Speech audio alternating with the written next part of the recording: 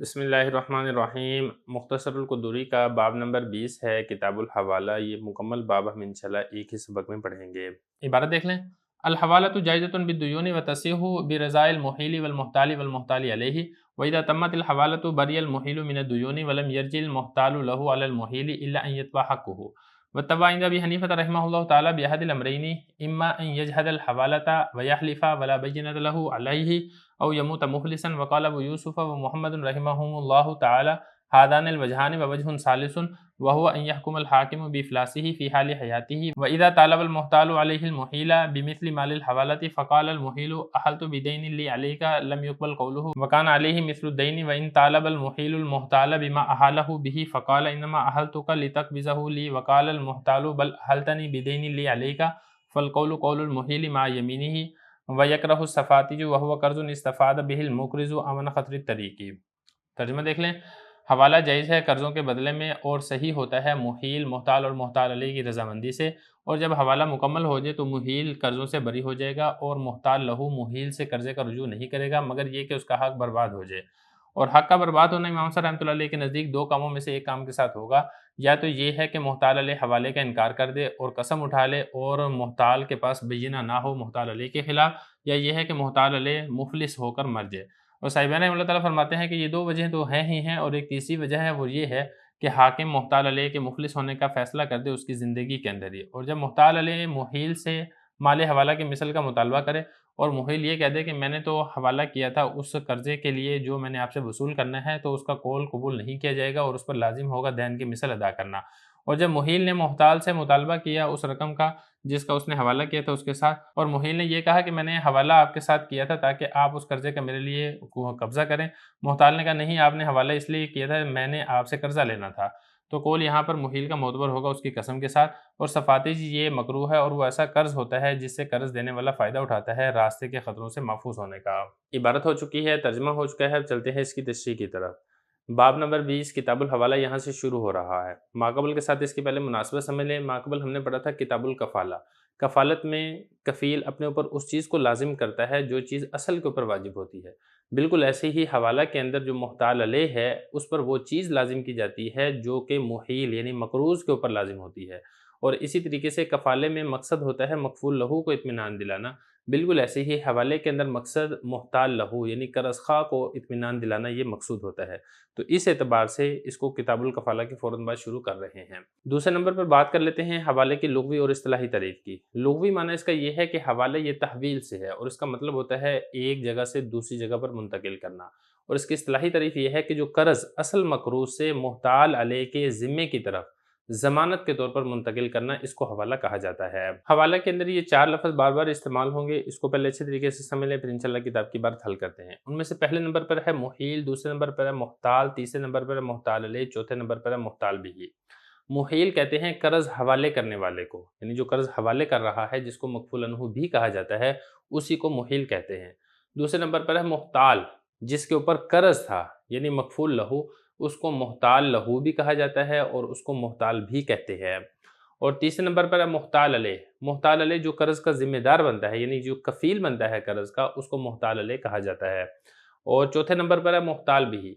मुहताल बिही वो माल जो मक़रूज़ के ज़िम्मे होता है, उस माल को मुहताल बिही कहा जाता है। एक मिसाल समझ लें ताकि बात समझनी आसान हो जाए। मिसाल के तौर पे ज़ैद ने अमर के पैसे देने हैं और खालिद ने ज़ैद के पैसे देने हैं। तो ज़ैद अमर से ये कहता है कि मैंने जो आपका कर्ज़ा देना है वो कर्ज़ा आप खालिद से वसूल कर लें। यानी जो कर्ज़ा ज़ैद के ज़िम्मे था इसने इस ज़िम्मेदारी को अपनी तरफ से उठाकर खालिद की तरफ मुंतकिल कर दिया। तो ज़ैद ये मुहील कहलाएगा और अमर ये कहलाएगा मुहताल और खालिद कहलाएगा मुहताल अलैह, यानी जिसकी तरफ ज़िम्मेदारी को मुंतकिल किया जा रहा है। लेकिन इसमें एक चीज़ का ख्याल रखें कि हवाला उस वक़्त वाजिब होता है कि मुहताल अलैह पर मुहील का पहले से कर्ज़ मौजूद हो, और अगर कर्ज़ नहीं है तो ये हवाला नहीं होगा, बल्कि अगर वो वैसे ही कबूल कर लेता है तो ये एक तबर्रुअ और एहसान कहलाएगा। पहला मसला देखें, अल हवालतु जाइज़तुन बिद्दुयूनी। हवाला करना जायज़ और दुरुस्त है दुयून यानी कर्ज़े का। मसला यहाँ पर यह है कि एक आदमी के ऊपर कोई कर्ज़ था, वो कर्ज़ किसी और के हवाले कर देता है, तो इस तरीके से करना जायज़ और दुरुस्त है। और मुहताल अलैह ने वो कर्ज़ा जो किसी और का था वो अपने ऊपर लाज़िम कर रहा है, जिसके सपुर्द और अदा करने के ऊपर मुहताल अलैह को कुदरत हासिल है, लिहाजा ऐसी चीज़ को लाज़िम करना भी जायज़ और दुरुस्त होगा جس کے سپورٹ کرنے پر اس کو قدرت حاصل ہے، جس طریقے سے کفالت کے اندر ہوتا ہے۔ تو جیسے کفالت جائز اور درست ہوگی، بالکل ایسے ہی حوالہ کرنا بھی جائز اور درست ہے۔ ایک چیز کا خیال رکھنا یہاں پر ضروری ہے کہ جو حوالہ ہے یہ دین کے ساتھ خاص ہے، یہ کیونکہ دیکھیں حوالے میں ہوتا ہے کہ منتقل کرنا، اور منتقل کرنا یہ دین کے اندر تو ہو سکتا ہے، عین کے اندر نہیں ہو سکتا ہے۔ عین ایک متعین چیز ہوتی ہے اور دین غیر متعین چیز ہوتی ہے۔ عین کو تو وہی ادا کر سکتا ہے جو عین چیز کسی کے پاس موجود ہے، جبکہ جو دین ہے یہ چونکہ غیر متعین ہوتا ہے، لہذا اس کو محتاج علیہ بھی ادا کر سکتا ہے۔ تو خلاصہ کلام یہاں پر یہ نکلے گا کہ حوالہ دین کا ہو سکتا ہے، عین چیز کا حوالہ کرنا جائز اور درست نہیں ہے۔ تو یہ فرمایا کہ حوالہ کرنا جائز اور درست ہے بالدیونی، دیون کی جمع ہے دین کی، یعنی کسی قرض کے بارے میں اگر حوالہ کیا جاتا ہے تو ایسا کرنا جائز اور درست ہے۔ وَتَصِیحُ بِرَضَاءِ الْمُحِیلِ وَالْمُحْتَالِ وَالْمُحْتَالِ عَلَیہِ، حوالہ کے اندر 3 بندوں کا راضی ہونا ضروری ہے۔ پہلے نمبر پر ہے محیل، یعنی جو مقروض ہے وہ خود اگر راضی ہو، کیونکہ ممکن ہے کہ وہ کسی کا احسان اپنے اوپر نہ لینا چاہتا ہو، تو جب وہ کسی کا احسان اپنے اوپر نہ لینا چاہتا ہو تو پھر ظاہر ہے وہ حوالے کے اوپر رضامند نہیں ہوگا۔ تو حوالے کے اندر پہلا بندہ ہے محیل، جس کے اوپر قرضہ ہے وہ خود راضی ہوگا تو حوالہ جائز اور درست ہے۔ دوسرے نمبر پر ہے محتال، جس کا قرضہ دینا ہے، جس کا قرضہ دینا ہے، یعنی جو قرض خواہ ہے اگر وہ خود راضی ہوگا کہ یہ ٹھیک ہے آپ سے جو میں نے قرضہ لینا ہے یہ میں قرضہ محتال علیہ سے وصول کر لوں گا، تو تب حوالہ جائز اور درست ہو سکتا ہے۔ اگر محتال ہی راضی نہیں ہے تو حوالہ بھی جائز اور درست نہیں ہے۔ تیسرے نمبر پر ہے محتال علیہ، یعنی جو قرض کی ذمہ داری اٹھا رہا ہے کہ ٹھیک ہے آپ کا قرضہ میں ادا کر دوں گا، تو اگر وہ خود ہی راضی نہیں ہے ذمہ داری اٹھانے پر تو ظاہر ہے جب تک وہ خود راضی نہیں ہوگا تو اس کے اوپر قرض کی ذمہ داری نہیں ڈالی جا سکتی ہے۔ تو خلاصہ کلام یہ ہے کہ جو حوالہ ہے، حوالے میں تینوں بندے راضی ہوں گے، محیل بھی راضی ہو، محتال بھی راضی ہو، محتال علیہ بھی راضی ہو، تو پھر حوالہ جائز اور درست ہوگا۔ اگر ان 3 بندوں میں سے کوئی ایک بندہ بھی رضامند نہیں ہے تو پھر حوالہ بھی درست نہیں ہوگا۔ وَإِذَا تَمَّتِ الْحَوَالَةُ بَرِئَ الْمُحِيلُ، مسئلہ یہاں پر یہ ہے کہ جب حوالہ مکمل ہو جائے، مکمل کیسے ہوگا وہ آپ نے پڑھ لی ہے، محیل، محتال اور محتال علیہ تینوں رضامند تھے، تینوں نے اپنی رضامندی سے حوالہ کر لیا تو حوالہ مکمل ہو گیا۔ حوالہ جب مکمل ہو جائے گا تو محتال یعنی جو امر ہے یہ محیل سے پیسے کا مطالبہ نہیں کر سکتا، پھر یہ جو پیسے وصول کرے گا یہ محتال علیہ سے ہی پیسے وصول کرے گا جس نے قرض کی ضمانت اور ذمہ داری اٹھائی ہے۔ ہاں البتہ اگر کوئی ایسی صورت بن جاتی ہے کہ جس میں محتال علیہ سے قرض وصول کرنے کی امید نہ ہو اور جو اصل مقروض ہے یعنی جو محتال ہے اس کا قرضہ ضائع ہو رہا ہو، تو پھر اس صورت کے اندر جو محتال ہے وہ محیل سے قرضے کا مطالبہ کر سکتا ہے۔ وہ صورت کون سی ہے وہ صورت انشاءاللہ ہم آگے چل کے پڑھ لیں گے۔ یہ فرما رہے ہیں وَإِذَا تَمَّتِ الْحَوَالَةُ، جب حوالہ تمت یعنی مکمل ہو جائے، بری المحیل من الدیون، تو جو محیل ہے وہ قرضے سے بری ہو جائے گا، جتنے بھی اس نے قرضے دینے ہیں محتال محیل سے قرضے کا مطالبہ نہیں کرے گا۔ وَلَمْ يَرْجِ الْمُحْتَالُ لَهُ عَلَى الْمُحِيلِ، جو محتال ہے جس کو محتال لہو بھی کہا جاتا ہے، یہ محیل سے قرضے کا مطالبہ نہیں کرے گا إِلَّا أَن يَتْوَى حَقُّهُ، تب یہ یتوا باب اس کا سمیع یسمع ہوتا ہے اور اس کا مطلب ہوتا ہے برباد اور ضائع ہو جانا۔ ہاں اگر محتال لہو کا حق ضائع ہو رہا ہے، برباد ہو رہا ہے، وہ محتال علیہ سے پیسہ نہیں وصول کر پا رہا، تو پھر اس صورت کے اندر جو محتال ہے وہ محیل سے قرضے کا مطالبہ کرے گا۔ اب وہ حق کی بربادی کیسے ہے اس کی ساری تفصیل آگے آ رہی ہے۔ وَاتَّبَعَ عِنْدَ أَبِي حَنِیفَةَ رَحِمَهُ اللَّهُ تَعَالَى بِأَحَدِ الْأَمْرَيْنِ، اور جو حق کی بربادی امام صاحب رحمۃ اللہ علیہ کے نزدیک 2 کاموں میں سے کسی ایک کام کے ساتھ ہوگی، ان میں سے پہلا کام یہ ہے کہ محتال علیہ جس نے قرض کی ذمہ داری اٹھائی تھی وہ ذمہ داری کا انکار کر دے، وہ کہتے کہ میں نے تو قرض ادا کرنے کی ذمہ داری نہیں لی تھی، محتال علیہ ذمہ داری سے انکار کر دے اور اس کے اوپر قسم بھی اٹھا لے، اور جو محتال لہو ہے اس کے پاس کوئی گواہ اور ثبوت بھی نہیں ہے کہ واقعی محتال علیہ نے قرض کی ذمہ داری لی تھی، تو پھر اس صورت کے اندر جو محتال ہے وہ قرض کا رجوع کرے گا محیل سے، کیونکہ اب اس کا حق ضائع ہو رہا ہے۔ محتال علیہ تو قرض ادا کرنے سے انکار کر رہا ہے، اگر آپ محتال علیہ کو بھی بری کر دیتے ہیں، محیل پہلے بری ہو چکا ہے، تو پھر محتال قرض کس سے وصول کرے گا؟ تو لہذا یہ پہلی صورت ہے جس میں محتال محیل سے قرض کا مطالبہ کر سکتا ہے۔ دوسری صورت یہاں پر یہ ہے کہ محتال علیہ سے بھی قرضہ وصول نہیں کیا تھا کہ محتال علیہ کا انتقال ہو گیا، تو اب جب محتال علیہ کا انتقال ہو چکا ہے، اب محتال ظاہر ہے وہ قرض کا مطالبہ وہ محیل سے ہی کرے گا، کیونکہ اگر وہ محیل سے بھی قرض نہیں لے سکتا ہے، محتال علیہ پہلے ہی فوت ہو چکا ہے، تو پھر اس صورت کے اندر محتال کا قرضہ ضائع ہوتا ہے، اور محتال کا قرضہ ضائع ہونے سے بچانا یہ بھی لازم اور ضروری ہے۔ تو یہ 2 صورتیں امام صاحب رحمۃ اللہ علیہ کے نزدیک جس سے تباہ یعنی محتال کا حق برباد ہونا یہ متحقق ہوگا۔ تیسری صورت ایک اور بھی ہے جو کہ صحیحین ذکر کرتے ہیں، وہ یہ ہے کہ قاضی کی جانب سے محتال علیہ کو مفلس اور دیوالیہ اس کی ڈگری جاری ہو جائے، قاضی یہ فیصلہ کر دے کہ محتال علیہ مفلس ہے، محتال علیہ یہ دیوالیہ ہو چکا ہے، یہ قرضہ آپ کا ادا نہیں کر سکتا ہے، تو پھر اس صورت کے اندر بھی محتال اس قرضے کا مطالبہ محیل سے کر سکتا ہے۔ تو یہ فرما رہے ہیں کہ وَالتَّبَعَ یعنی جو محتال ہے اس کا حق برباد ہونا یہ کب متحقق ہوگا؟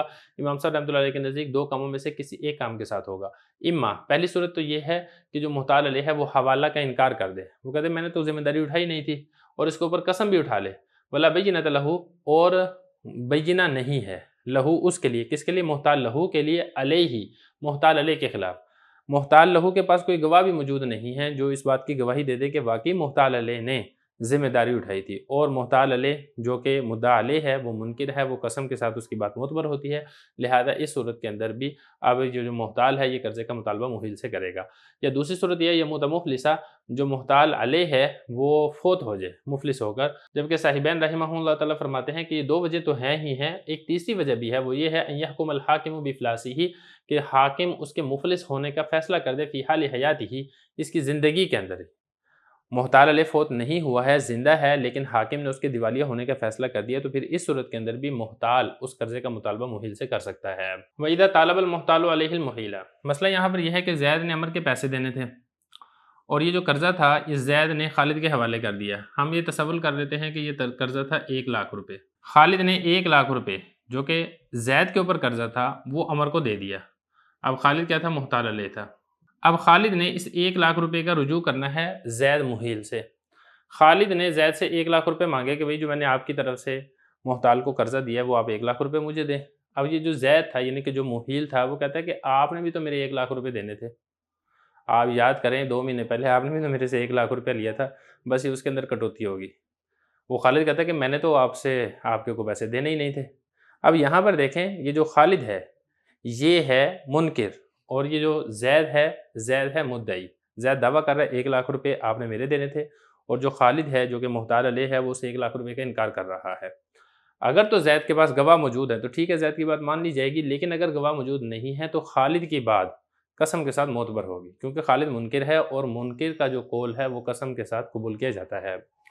یہی فرما رہے ہیں وَإِذَا طَالَبَ الْمُحْتَالُ عَلَيْهِ الْمُحِيلَ، جب محتال علیہ نے مطالبہ کیا محیل سے بمثل مال الحوالتی، مال حوالہ کے مثل، یعنی جو اس نے 1,00,000 روپے ادا کیے تھے محتال کو اس کے مثل اس نے 1,00,000 روپے کا مطالبہ کیا محیل سے۔ فقال المحیل، محیل نے آگے سے یہ کہا احلت بدین لی علیک، میں نے تو یہ جو قرضہ آپ کے حوالے کیا تھا یہ اس دین کی وجہ سے کیا تھا جو دین میں نے آپ سے وصول کرنا تھا۔ میں نے تو وہ قرضہ اسی لیے کہا تھا کہ آپ عمر کو ادا کریں 1,00,000 روپے کہ میں نے آپ سے 1,00,000 روپے لینے تھے۔ تو لم یقبل قولہ، تو یہ جو قول ہے اس کا محیل کا، اس کو قبول نہیں کیا جائے گا۔ وکان علیہ مثل الدین، اور اس کے اوپر لازم ہوگا دین کے مثل، یعنی چونکہ اس کے بعد بینہ موجود نہیں ہے اور خالد یہ انکار کر رہا ہے اور منکر کا قول قسم کے ساتھ معتبر ہوتا ہے، لہذا یہاں پر قول خالد کا ہی معتبر ہوگا، اور جیسے کہا جائے گا کہ بھی 1,00,000 روپے خالد کو ادا کرو جو خالد نے آپ کی جانب سے محتال کو دیے ہیں۔